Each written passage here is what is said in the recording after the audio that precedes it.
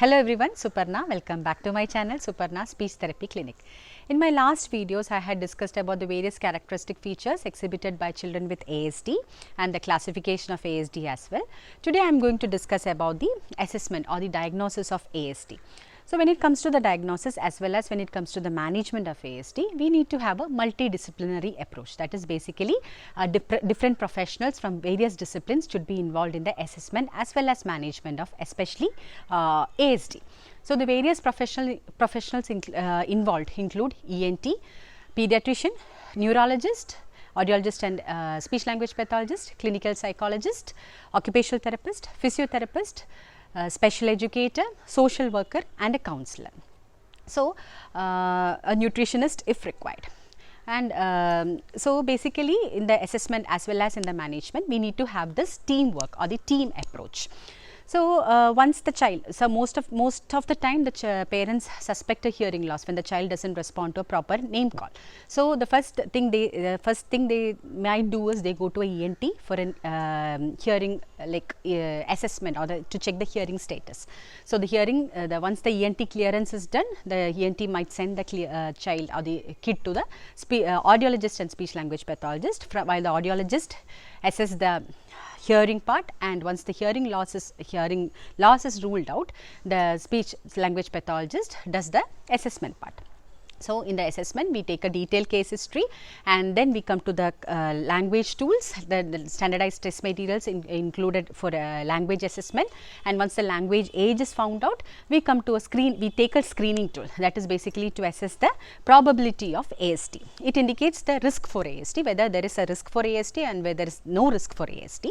Once the tool indicates risk for ASD, we go to a diagnostic tool. In the diagnostic tool, we really assess the severity of ASD, and there are various checklists that also assess the various domains included in ASD, which includes the fine motor skills, gross motor skills, activities of daily living, receptive language, expressive language, social skills, emotional skills as well as cognitive skills. So, once everything is done and we come to a conclusion, as a speech language pathologist, we come to a conclusion that the child is having ASD, the next task is counseling the parent or convincing the parent. So, it is a very sensitive part or this most the problematic part when it comes to an speech language pathologist to convince a parent that the child is having that the parent's child is having ASD. So, we can suddenly all of a sudden tell the parent that your child is diagnosed with ASD. We can take the assessment can be done in one session or it can go up to 2 or 3 sessions. So, once the assessment is completed, we can tell the parent that your child is showing some deviations. There are some deviations are exhibited by the child or behaviors are exhibited by the child. Some sensory issues have been found out. They might complain or we might find out some issues. So, once and obviously the delay in speech and language skills. So, we can convince, we need to make them understand the spectrum, that is the features that the child exhibits which has led to this particular diagnosis, because the most important problem is that the social stigma attached to the ASD and the social acceptance problem with regard to the parents. So, we need to make sure that it does not we need to convey it in a very empathetic manner or not in a sympathetic way. We need to make them understand that these are the variations that the child exhibits, and that is why we have diagnosed the child with ASD. So, when it comes to the assessment as well as in the management, we need to have a multidisciplinary approach. So, once the speech language pathologist addresses the receptive and expressive language skills, the occupational therapist addresses the fine motor, gross motor and ADLs, that is activities of daily living, and the psychologist addresses the social skills, emotional skills and the cognitive skills.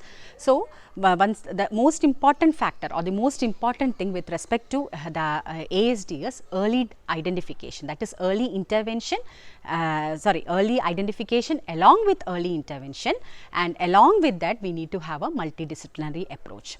So, once the child is diagnosed very early, that is by once you find that the child is exhibiting some deviations in his behavior, once you identify those factors and once you take take the child to a professional. Like most of the parents Google a lot of things. So before doing that, once you find that there are some behavioral deviations that you find in your child, take them to a ENT or a pediatrician or directly to a speech language pathologist. Don't try to diagnose it by yourself. The Google might convince you or Google might confuse you. So don't fall into that. So better once you find out that there are some deviations. From my experiences, I can assure you that I can guarantee to a certain extent that once the child is diagnosed with, once the child is identified with features at a very young age, maybe by 18 months or 20 months, you can mainstream them, or the child can lead a near normal life if the child undergoes a proper intervention or an effective intervention with all these professionals included. If the child needs, only when if the child needs, you can make sure that the child can lead a near normal life. Once the child is 5 years or 6 years, once the diagnosis made after that, it is little difficult, but you can make sure that you can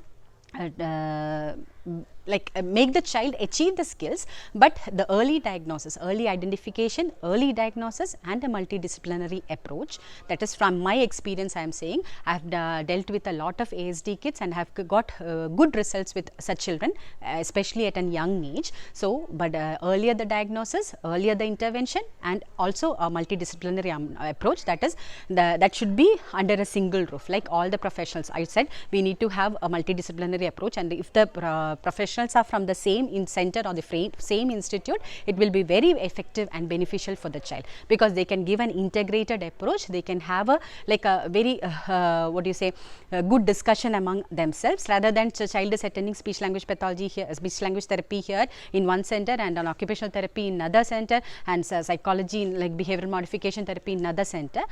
It is fine to a certain extent, but if you can make the child attend all the therapies needed for the child, like all the children might not need all the therapies. So whatever is necessary, if you can find out that particular center giving all the therapies, that is a multidisciplinary approach, center giving a multidisciplinary approach, that will be the best and the effective and beneficial for your child. So if you want to know anything more, you can mention in the comment box, and any discussion can be done in my Facebook page, Suparna Speech Therapy Clinic, or you can email me. So please like, share and subscribe my channel, Suparna's Speech Therapy Clinic. Thank you.